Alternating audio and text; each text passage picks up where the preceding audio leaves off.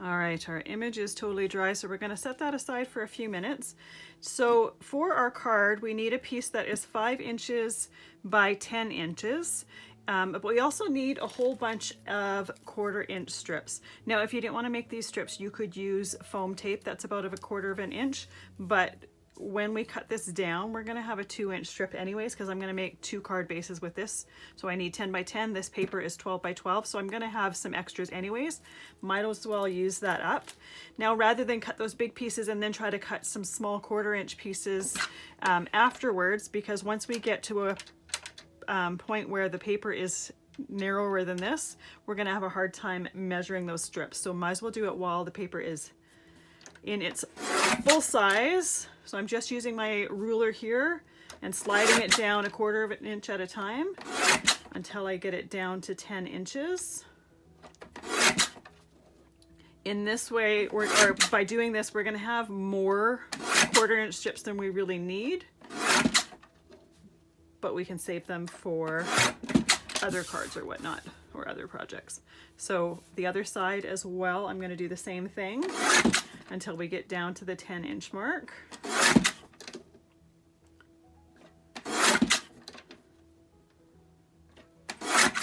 And like I said, much easier to have too many than not enough.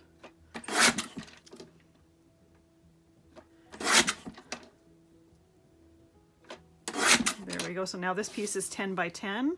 For the card base, I need it to be 5 by 10. So I am going to cut that in half. The other one is for the 3rd card. This one is for this card.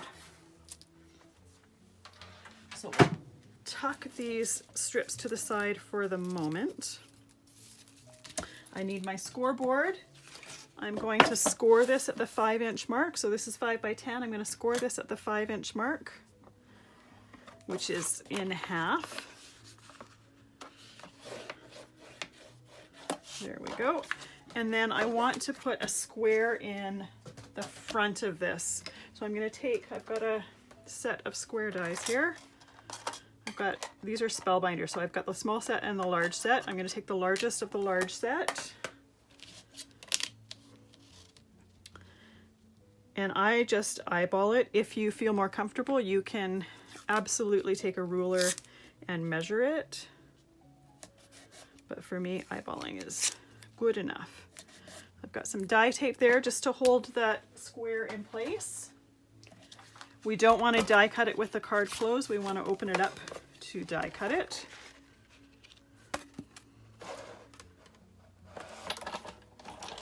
And run it right through. There we go. This piece here is not going to be used for this card. So you can put it aside with your scraps or toss it if you don't think you'll ever use it. But we don't need that for this card. Let's get the machine out of the way.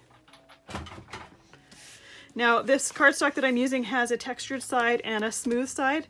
I like to use the textured side on the outside of the card. To me, it's just a little bit more interesting. So now I'm going to take my watercolored image piece and I'm going to glue it to the center on the inside of this card here.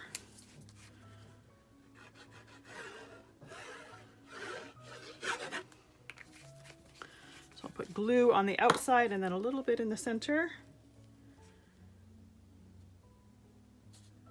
And then I'm just going to close it, make sure that I have the image how I want it. By using liquid glue, I can move this up if I want it to. Although I was going to say it grabbed quite quickly there. But there we go. I like how that's looking in that frame there. So I'm going to let that sit. I'm going to put an acrylic block on it and let that dry for a couple minutes before we proceed. All right, so that's had a couple minutes to dry, so it is going to stay in place. So I have got some tape here, double-sided tape. You want to have a really good double-sided tape. This one is 1/8 inch wide, and I'm going to start sticking my 1/4 inch strips down on it. So I'm making a little bit of a U shape, and this is going to become the channel that the slider is going to go in between.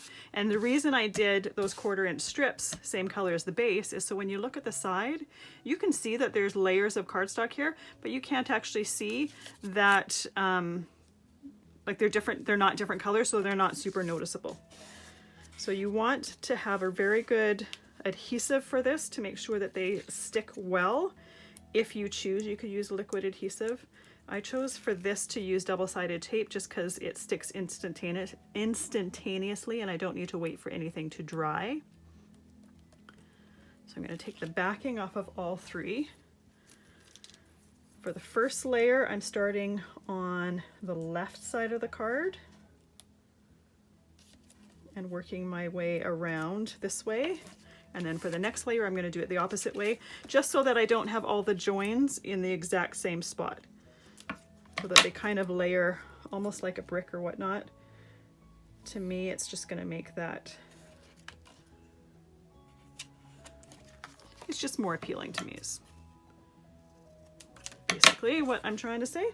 So this last one here, I'm not going to put the strip all the way to the top, and by that I mean I'm not sticking it down all the way to the top until I cut the excess off, and I'm cutting it just shy of the score line, the fold line. So now I'm putting my adhesive starting on the right side of the card, so that that adhesive is going to go over those joins where the 2 pieces of cardstock meet as well. And I'm layering this up 3 times, so I'm doing 3 layers of these 1/4 inch strips. So that first layer kind of brings the back of the card up even with my watercolor piece. And then I've got 2 extra layers above that, and that's just going to give some space for the part that we're going to make the slider out of to slide freely.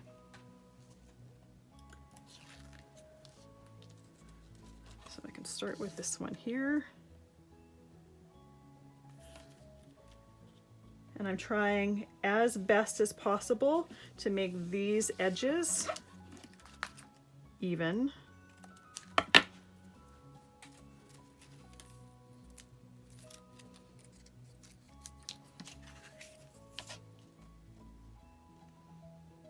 So when I line stuff up, I'm lining it up with the outside of the card.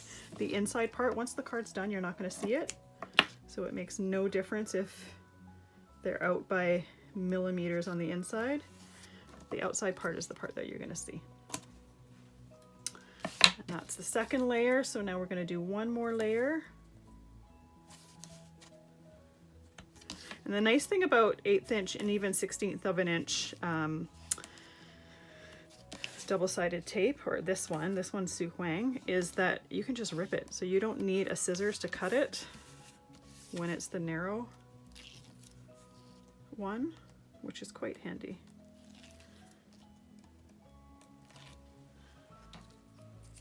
Oh, a little bit of backing there stuck. All right, and let's put our 3rd layer on.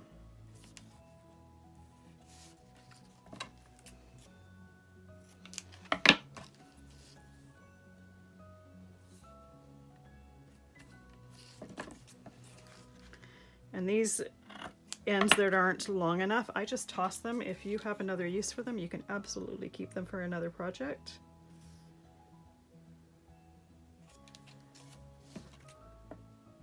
And like I said, you could even use double-sided foam tape for this to make these channels, but what a great way to use up a bunch of cardstock. So I'm going to put those to the side. I'll use them for the last card as well. So let's start making our slider part. So this piece here, so these pieces are, so my card is 5 inches wide. These pieces are about 1/4 inch. So I had cut this at 4.5 inches, which is slightly too big, I can see. So I'm going to make it a little bit smaller because we want it to fit inside.